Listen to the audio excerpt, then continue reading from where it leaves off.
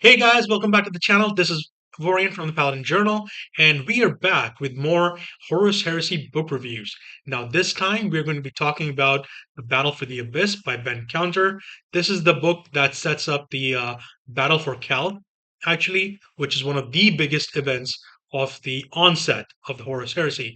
This is the one where the Ultramarines are pulled into the larger web that the War Master and Lorgar that they've been weaving for a few years now at this point, and this is a culmination of years and years of planning, at least where the word bearers are concerned. However, to foil their plans, we have a you can say it's kind of like an ensemble cast.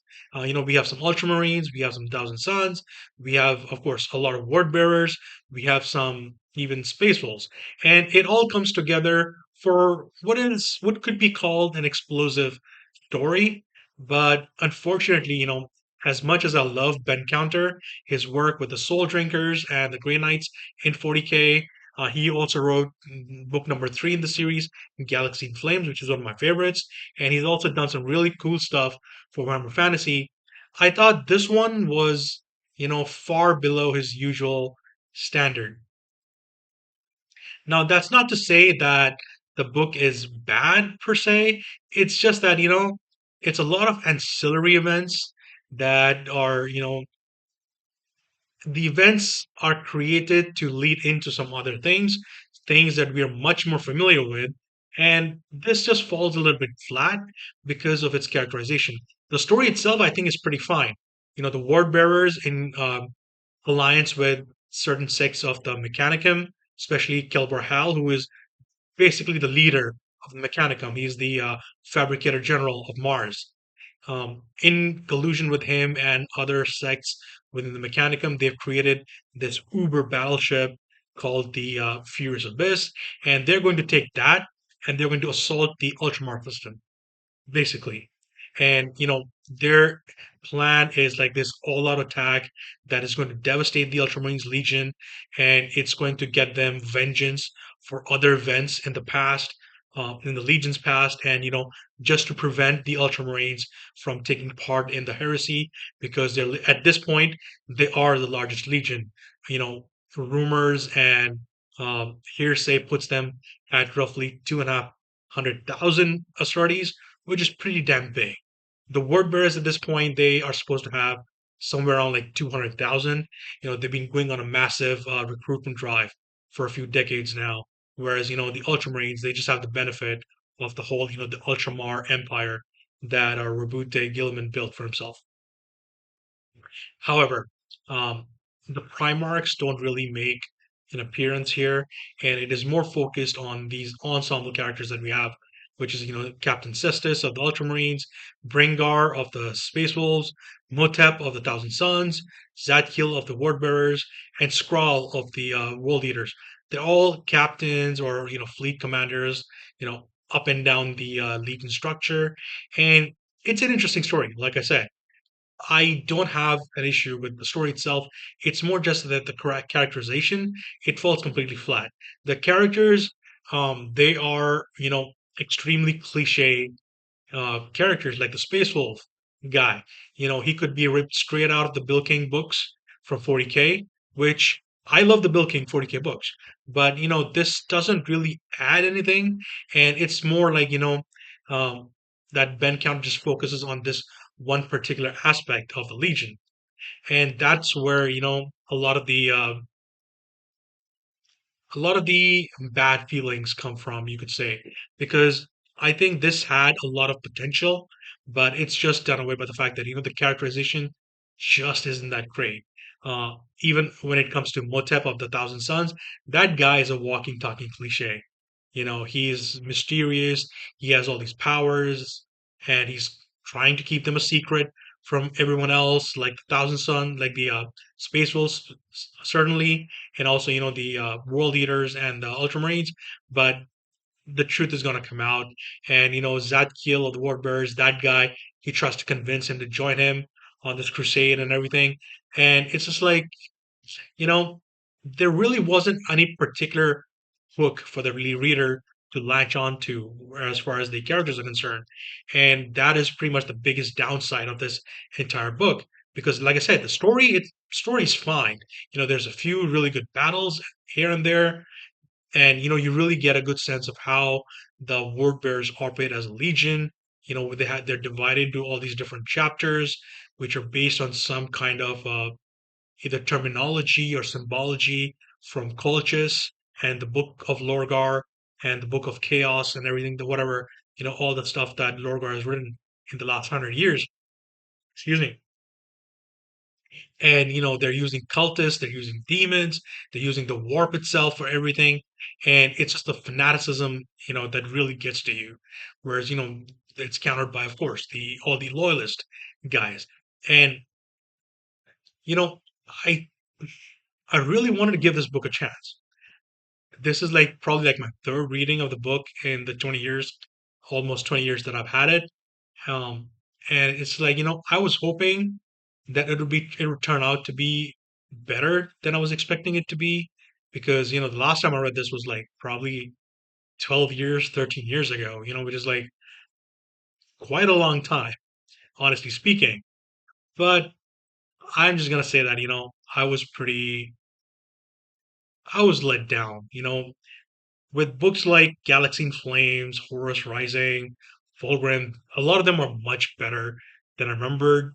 And, the pacing was better than I remembered.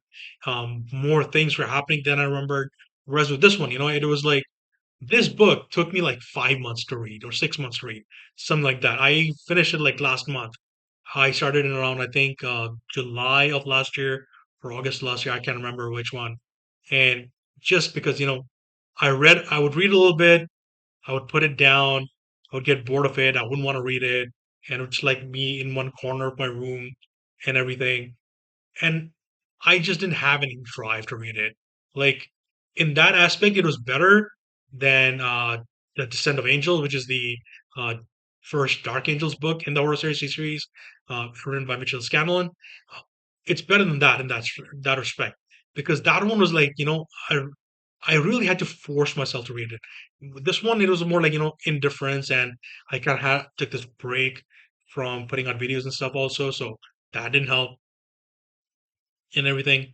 But overall, if I had to like rate the 8 books, this would be at number 7. Number 8, of course, being The Descent of Angels. So which is like, er, unfortunately, it's down the totem pole, and it's pretty much gonna stay there for most of the series, I imagine, because from what I remember, I've read up to like maybe book 30, 35 of the main series, and I don't remember any of them being anywhere close to as unreadable as this one ends up being. You could make a case for the damnation of Pythos, but I thought that book did, well, it's a complete split off from everything else. Like, it does pick up a lot of threads that are introduced in the first few books, and it carries them forwards, and it tells a really interesting story with some interesting characters. Now, the plot is a little bit goofy though, so that hampers that book, but I think that one is still much better than either Descent of Angels or The Battle for the Abyss. So, anyways, I'm gonna keep this video short and sweet because I really don't want to focus too much on the negatives. And this is more like, okay, I'm checking this book off for the this video series, and I don't want to like be too negative about it. Just suffice to say that this book you can easily skip it. One of the other things that makes it a rough read, excuse me, is that I don't really understand the what's it called, the cartography, the stellar cartography that is in the book. By which I mean that the novel, like the case for the Furious Abyss, is that it is supposed to go to Macragge in the Macragge system, and it is supposed to destroy the moon, Macragge's moon. So when the pieces of the moon rain down on the homeworld of the Ultramarines Legion, it's going to wipe out most of the people. It's going to wipe out most of the Legion, and the Furious Abyss is going to finish everything off.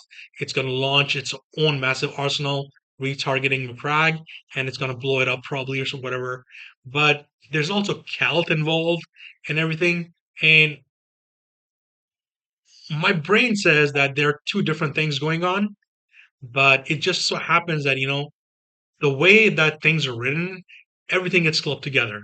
So it's supposed to be going to McCrag, but McCrag is also in the same solar system as Cal, and that really does a number on my brain because I know they're in different systems.